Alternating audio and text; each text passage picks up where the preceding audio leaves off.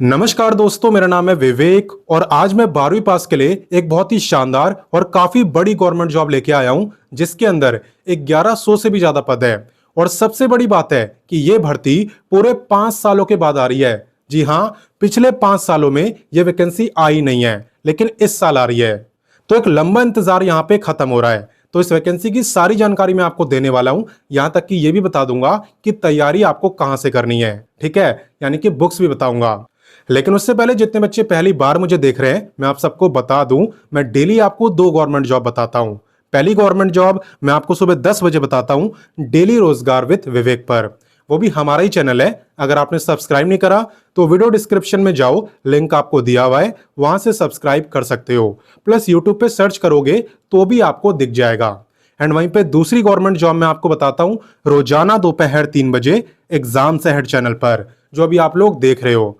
तो इसे आपको सिर्फ देखना नहीं है, सब्सक्राइब करो, बेल आइकन दबाओ और ऑल के ऑप्शन पर टिक कर दो, ताकि मेरे वीडियो डालते ही तुरंत आप पे नोटिफिकेशन आए और सबसे पहले आप ही मेरे वीडियोस को देख पाओ।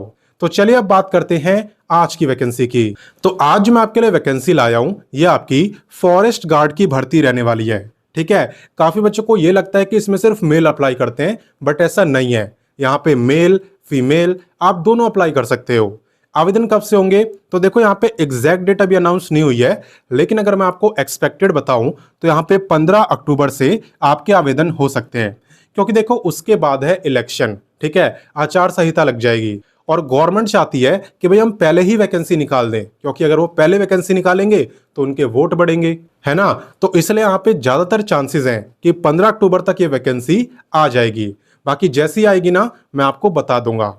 अब बाकी कुछ लोग बोलते हैं कि अभी क्यों बता रहे हो, फिर देखो, अभी इसलिए बता रहा हूं क्योंकि वैकेंसी आने वाली है, ये बात तो कंफर्म है ना। तो आप तैयारी आज ही से स्टार्ट कर दो, इंतजार किस बात का है। सारी चीजें अभी मैं आपको बता सकता हूं और बताऊंगा भी। ठीक है, बात करें यहाँ पे टोटल पोस्टों की, तो यहाँ पे 1123 इतनी सीटें आपकी रहने वाली है फॉरेस्ट गार्ड की। और बाकी एग्जाम की बात करें तो यहाँ पे एक्सपेक्ट करा जा रहा है कि जनवरी 2026 में आपकी परीक्षा हो सकती है। क्लियर, तो चलिए इससे आगे बढ़ते हैं। अब नेक्स्ट बात करते हैं एलिजिबिलिटी यानी कि क्वालिफिकेशन की। तो यहाँ पे कोई भी 12वीं पास, चाहे आपने 12वीं साइंस से करी हो, कॉमर्स से करी हो या आर्ट से करी हो, कोई भी 12वीं पास यहाँ पे फॉरेस्ट गार्ड के लिए अप्लाई कर सकता है।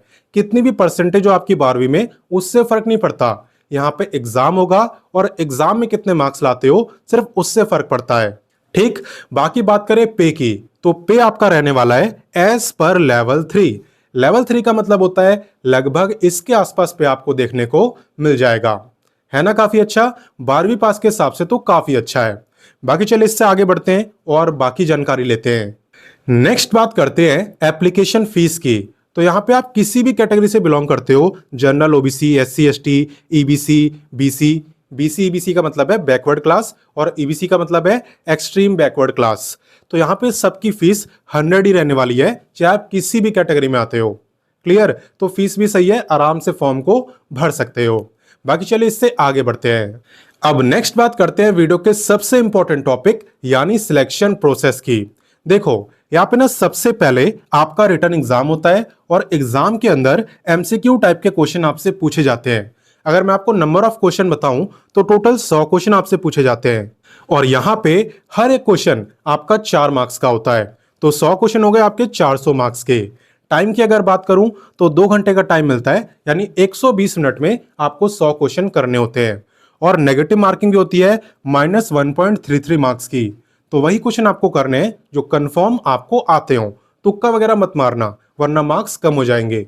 और बाकी सब्जेक्ट वाइज अगर मैं आपको क्वेश्चन बताऊं तो यहाँ पे 30 आते हैं जीके से, 25 मैथ से, 25 साइंस से और 20 आपके हिंदी से।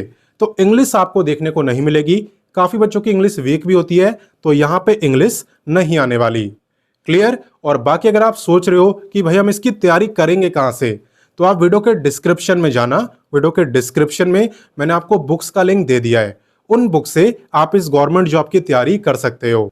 और बाकी हाँ, यहाँ पे एग्जाम को क्वालिफाई करने के बाद आपका फिजिकल टेस्ट भी होता है, तो इसकी प्रैक्टिस भी आपको स्टार्ट कर देनी है। अब सवाल उठता है कि इसमें होता क्या है। देखो, इसके अंदर आपको रनिंग नहीं करनी होती, इसके अंदर आपको पैदल चल के दिखाना होता है। ठीक है। अगर आप मेल हो तो आपको 25 किलोमीटर चलना होता है 4 घंटे के अंदर, और अगर आप फीमेल हो तो आपको चलना होता है 14 किलोमीटर 4 घंटे के अंदर। तो अच्छा खासा यहाँ पे चलना होता है, लेकिन दौड़ना नहीं होता। क्लियर? तो इसकी प्रैक्टिस करना आप स्टार्ट कर देना, क्योंकि टाइम लगता है।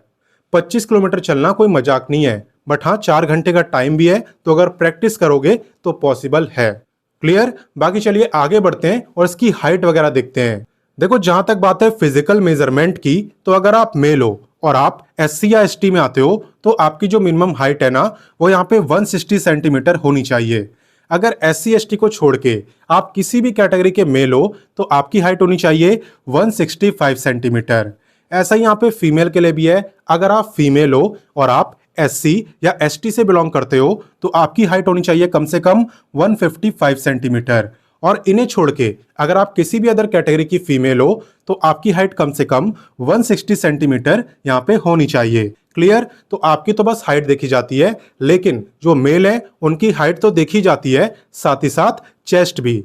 तो अगर आप एससी एसटी में आते हो तो आपकी जो चेस्ट है वो कम से कम होनी चाहिए 79, और फुलाने के बाद यानी सीना तानने के बाद 84 हो जानी चाहिए। और वहीं पे इसके अलावा अगर आप किसी अदर कैटेगरी में आते हो एससी एसटी के अलावा, तो आपकी जो चेस्ट है वो होनी चाहिए कम से कम 81 और फुलाने के बाद 86। क्लियर? तो एक बार तैयारी स्टार्ट करने से पहले हाइट और चेस्ट नाप लेना। ऐसा ना हो कि भाई हाइट ही कम है और आप तैयारी करना स्टार्ट कर दो। ठीक है, पहले नाप लेना कि आपकी हाइट इतनी है कि नहीं। बाकी चलिए इससे आगे बढ़ते हैं और बाकी जानकारी लेते हैं। नेक्स्ट मैं आपको बताने वाला हूं एज लिमिट के बारे में। यहाँ पे देखो, ज्यादा जो चांसेस है ना वो यही है कि आपकी एज काउंट होगी 1/8/2025 से। अगर इस डेट से आपकी काउंट होती है ना, तो आपको ये चेक करना है भाई 1 अगस्त वाले दिन मेरी जो एज है वो कितनी थी। अगर उस दिन आपकी एज 18 से 23 साल के बीच में थी तो आप इस वैकेंसी में अप्लाई कर पाओगे। अब आप सोच रहे होगे कि यहाँ पे मैक्सिमम एज काफी कम दी है, तो देखो भाई इतना पैदल कौन चलेगा, वही चलेगा ना जो युवा है और फिट है। इसलिए यहाँ पे जो एज लिमिट है वो काफी कम रखी जाती है, और इसलिए यहाँ पे रखी है 23 ईयर्स। इसके अलावा अगर आप रिजर्व कैटेगरी में आते हो तो आप सबको यहाँ पे अलग से एज में रिलैक्सेशन भी मिलता है। किसे कितना मिलता है चलिए मैं आपको बताता हूं। देखो, रिलैक्सेशन की जहां तक बात है ना, तो यहाँ पे एससी एसटी को मिलता है पूरे 5 साल का, यानी कि ये लोग 28 ईयर तक इस वैकेंसी में अप्लाई कर पाते हैं। वहीं पे ईबीसी यानी एक्सट्रीम बैकवर्ड क्लास, और बीसी मतलब बैकवर्ड क्लास, एक तरीके से यहाँ पे ओबीसी को एक कहते हैं।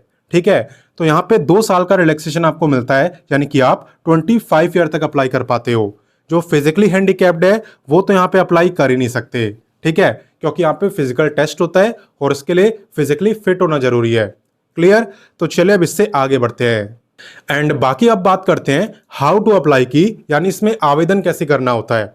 तो देखो, आवेदन अभी स्टार्ट नहीं हुए हैं, तो अभी मैं आपको नहीं बता रहा कि फॉर्म को कैसे भरना है, क्योंकि ये वैकेंसी आने वाली है, इसकी काफी चर्चा चल रही है। और आप देख ही रहे हो कि बिहार सरकार एकदम लगातार वैकेंसी पे वैकेंसी निकाल रही है, कभी कोई, बहुत सारी वैकेंसी ऑलरेडी निकाल चुकी है।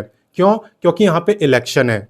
15 अक्टूबर के बाद यहाँ पे आचार संहिता लगने वाला है। ठीक है, तो इसलिए कोशिश करेगी कि उससे पहले ही वैकेंसी निकाल दे ताकि उनके वोट और बढ़े। ठीक है, तो जैसी वैकेंसी आएगी ना, मैं सबसे पहले आपको इन्फॉर्म करूंगा। और बाकी ऐसा नहीं है कि बिहार की गवर्नमेंट जॉब है तो वही अप्लाई करेंगे, यहाँ पे अदर स्टेट के कैंडिडेट भी अप्लाई कर सकते हैं। बस इतना याद रखना, जॉब लोकेशन और एग्जाम सेंटर ये दोनों चीजें आपकी बिहार में ही रहेंगी, बाकी अप्लाई कोई भी कर सकता है। तो काफी बच्चों को वैकेंसी का इंतजार है, क्योंकि 5 साल के बाद ये भर्ती आने जा रही है। इसलिए आपका काम है, आप इस वीडियो को अपने दोस्तों, भाई बहनों सबके साथ शेयर करो और उन्हें बताओ कि अब वैकेंसी आने वाली है। बाकी मैं आपसे मिलता हूं नेक्स्ट वीडियो में एक नई गवर्नमेंट जॉब के साथ, और तब तक के लिए जय हिंद, वंदे मातरम।